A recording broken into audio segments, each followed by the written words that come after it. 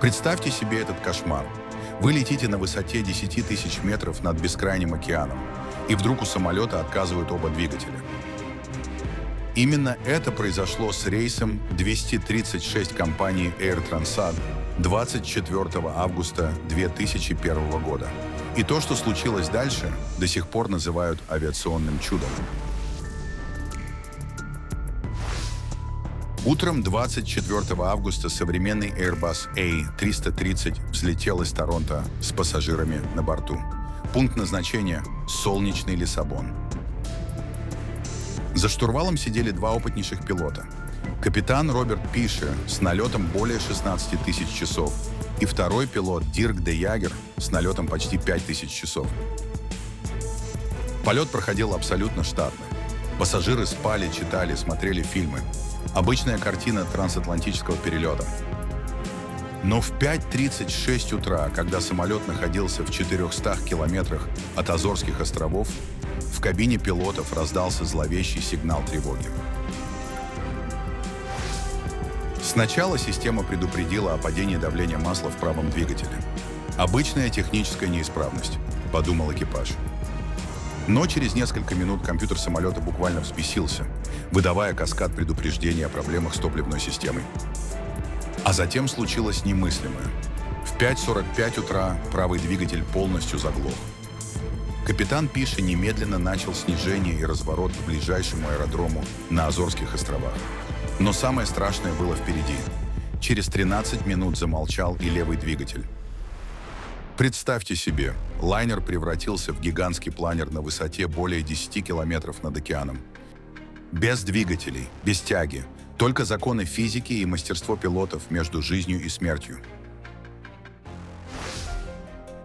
Самолет начал падать со скоростью 600 метров в минуту. Это в 3 раза быстрее обычного снижения. У экипажа была одна цель – военная база Лажеш на острове Терсейра, в 120 километрах от них. 120 километров без двигателей звучит как приговор. Без работающих двигателей отказали почти все системы. Гидравлика еле работала, электричество поступало только от аварийного генератора. Управлять таким самолетом стало настоящим адом. Капитан Пише принял жестокое решение – лететь на максимальной скорости, чтобы сохранить управляемость. Но это означало еще более быстрое снижение. Слишком медленно, и самолет свалится в штопор. Слишком быстро не хватит высоты до аэродрома.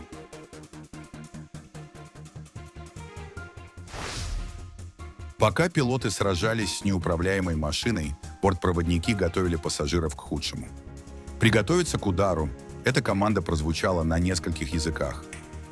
306 человек, семьи с детьми, пожилые люди, молодожены – все понимали, что находятся на волосок от смерти.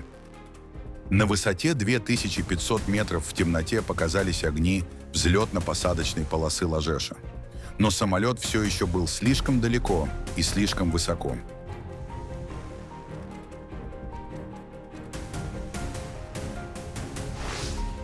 В 6:05 утра, после 19 минут планирования без двигателей, произошло невероятное.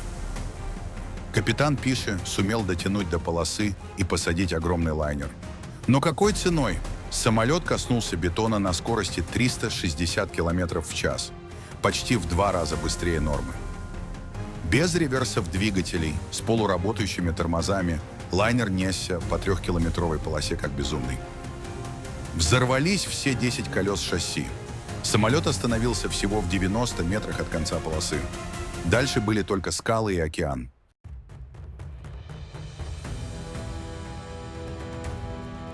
Из 306 человек на борту серьезные травмы получили только 16 пассажиров. И то в основном при эвакуации. Ни одного погибшего. Это было названо чудом Азорских островов. Эвакуация заняла менее 90 секунд. Рекорд для самолета такого размера. Люди плакали от облегчения. Многие не могли поверить, что остались живы.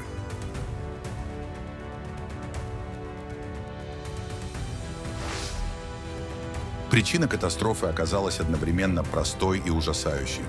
За день до полета на самолете заменили правый двигатель.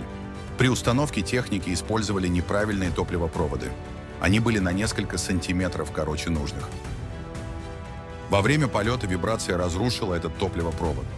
Топливо начало вытекать в атмосферу со скоростью тонны в час, но пилоты об этом не знали. Датчики показывали только падение давления масла. Следуя инструкциям, экипаж открыл перекрестную подачу топлива, фактически обеспечив выход всего горючего через поврежденную магистраль. Они сами, не зная того, слили все топливо в атмосферу.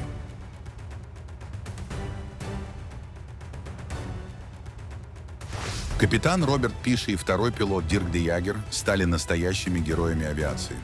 Их хладнокровие, мастерство и профессионализм спасли 306 жизней. Пиши позже говорил, что именно опыт полетов на планерах помог ему понять, как управлять тяжелым лайнером без двигателей.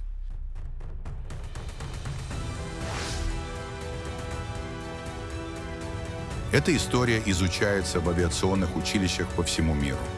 Она показала важность человеческого фактора в авиации, необходимость совершенствования процедур и важность командной работы в критических ситуациях. Самолет после ремонта еще много лет продолжал летать, а история рейса 236 навсегда останется примером того, как профессионализм и мужество могут победить, казалось бы, безнадежную ситуацию.